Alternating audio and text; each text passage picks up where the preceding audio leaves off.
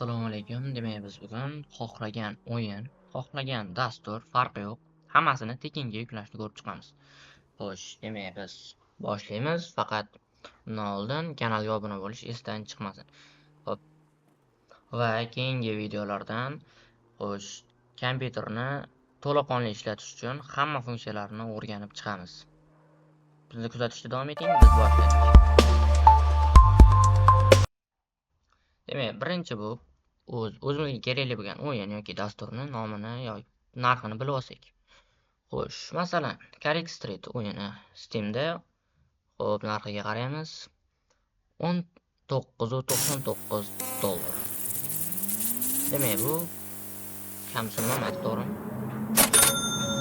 Xo'p, buni edishini esa $21. Demak, biz shuni tekin yuklab ko'ramiz.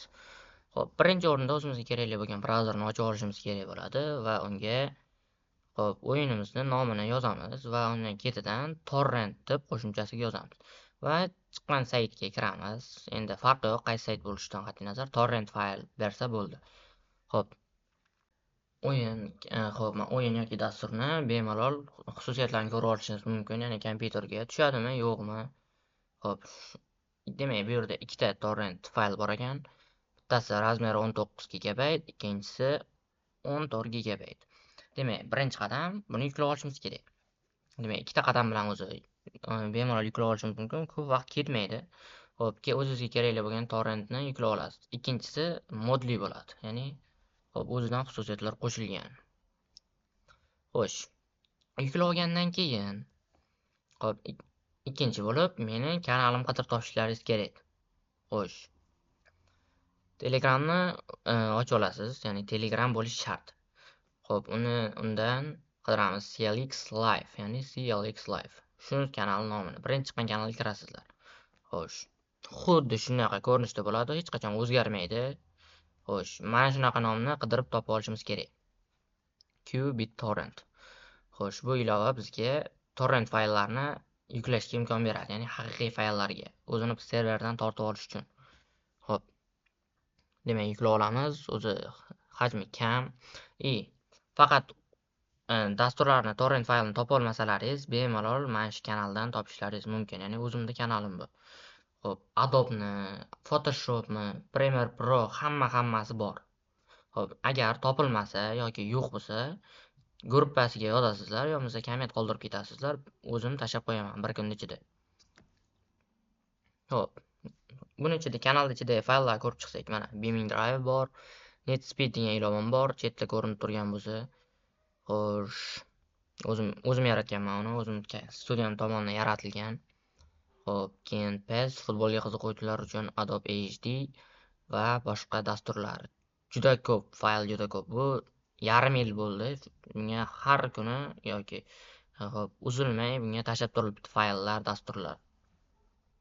Xo'p.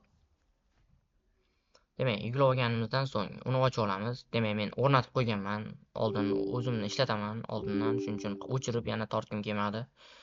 Xo'p. Demak, o'rnatib olganlaringizdan keyin o'rnatish juda oson. O'rnatib olganlaringizdan keyin, demak, buni ochib olamiz. Demak, ochib olgandan keyin sizlarda bo'sh turadi. Mana shu ko'rinish, hech qanaqa ko'rinish bo'lmaydi. Xo'p, chap tomondagi plyuschani bosib, o'zimiz boya yuklab olgan torrent faylni tanlab olamiz. Tanlagandan keyin yuklanadigan fayllar yana qaysi papkada tursin. Masalan, men o'zim games degan papka ochib qo'yganman. Xo'p, o'shanga saqlaydi. Demak, OK deb bosamiz. Tayyor. Yuklab olish boshlandi. Demak, past tepadagi dasturni ham yuklayotgandim. Ya'ni, xo'p, yuklayotgandim. Shuning uchun sal sekinroq bo'lyapti. Sekinroq yuklanyapti. Bo'ldi. Demak, yuklanib bo'ldi. Xo'p, yuklab olgandan keyin o'sha boyaga yaratgan papkamizni, mana tanlangan papkamizga yuklab oldi.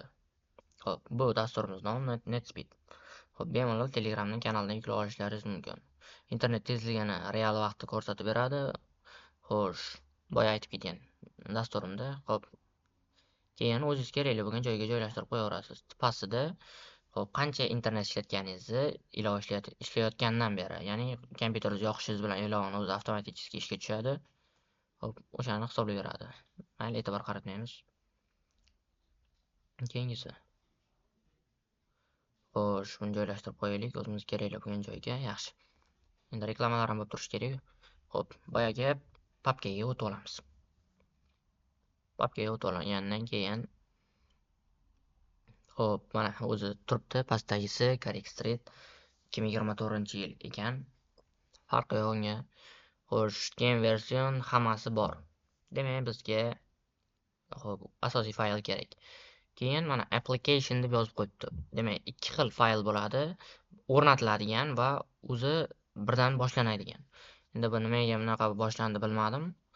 Xo'p, bu birdan qo'yilib ketdi o'yinga. Ya'ni oldin o'rnatilardi. O'rnatish muammo emas. Har doim ilova o'rnatganda o'rnataverasizlar. Bo'ldi. Demak, kuzatganlar uchun rahmat. Prosta tomosha qilingizlar. Xo'p, o'yinga va baho beringizlar. Xohlagan faylni, xohlagan dasturni yuklab olishingiz mumkin. Agar mabodo tushunmasangiz, bemalol kanalga o'tib yozishingiz mumkin. Kibr emasman. Javob qaytaring.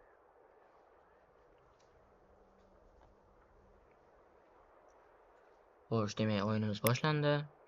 O'yinni tekshirib ko'ramiz. Hamma narsa joyidami? Demak, o'yinimiz shunaqa ekan ko'rinishi. Ya'ni bu oldin o'ynaganman. Shuning uchun o'zim mashinam sizlarga sal demak, hammasi joyida. O'yinning grafikalariga gap yo'q. Bemalol arziydigan o'yin. Demak, men o'zi o'yin o'ynayman. Ko'rsatyapman. O'chirib tashlaganman.